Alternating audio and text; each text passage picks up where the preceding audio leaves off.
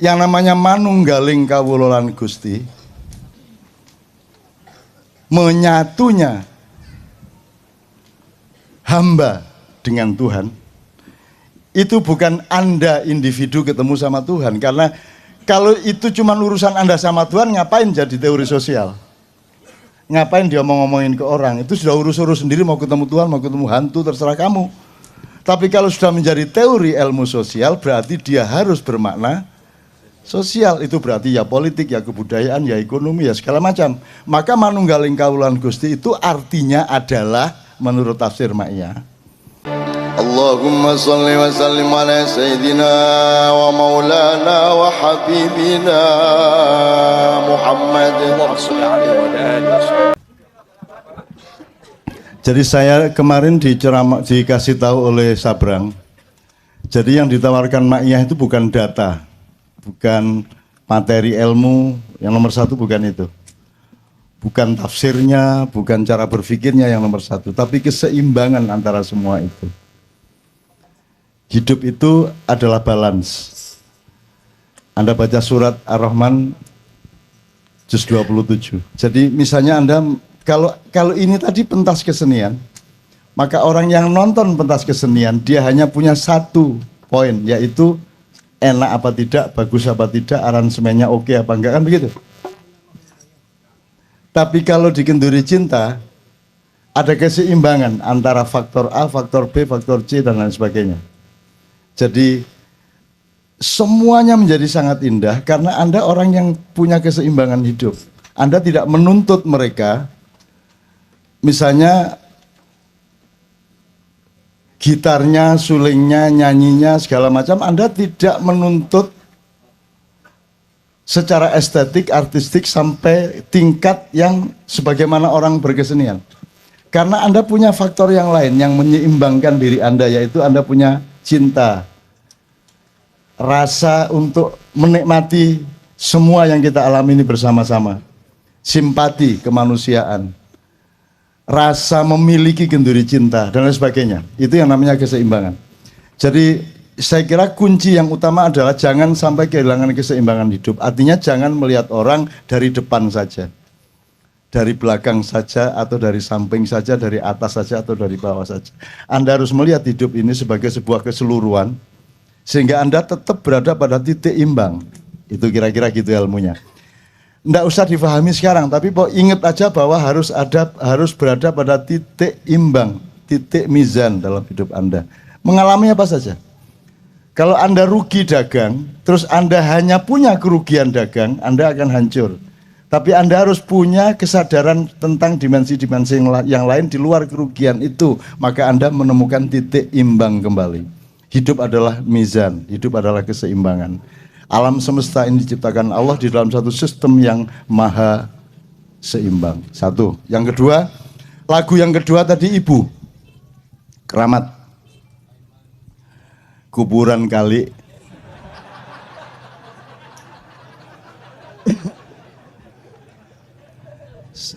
Senang sekali saya.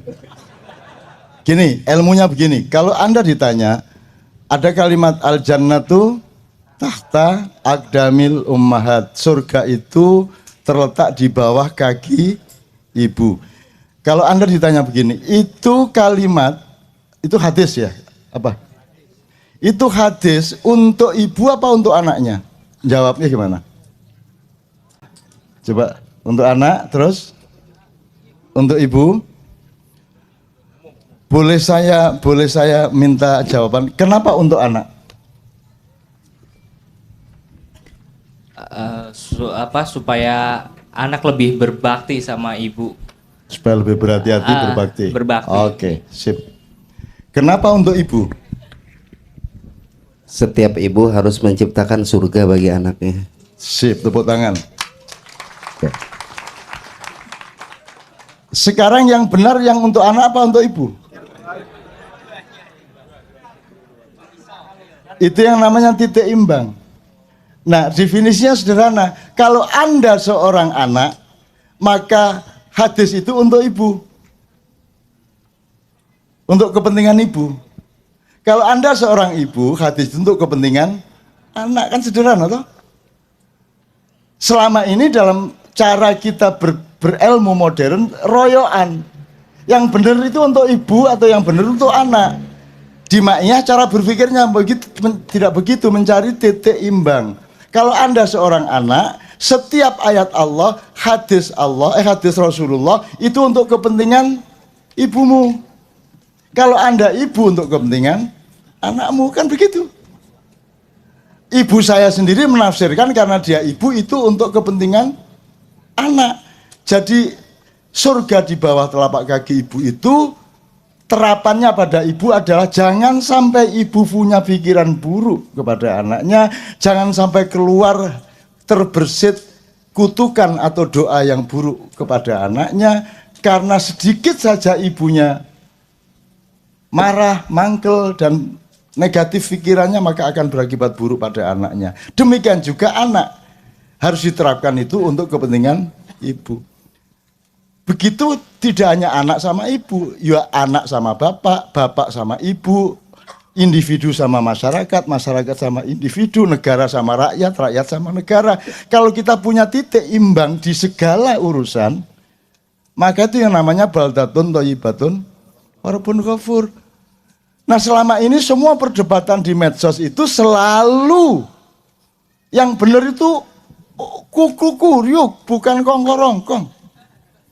Yang satu bilangnya, enggak kongkorongkong dong, masa kuku ruyuk. Akhirnya Madura datang, lihat tidak bisa, yang benar kuku runuk. Nah, itu yang namanya manusia memecah alam semesta.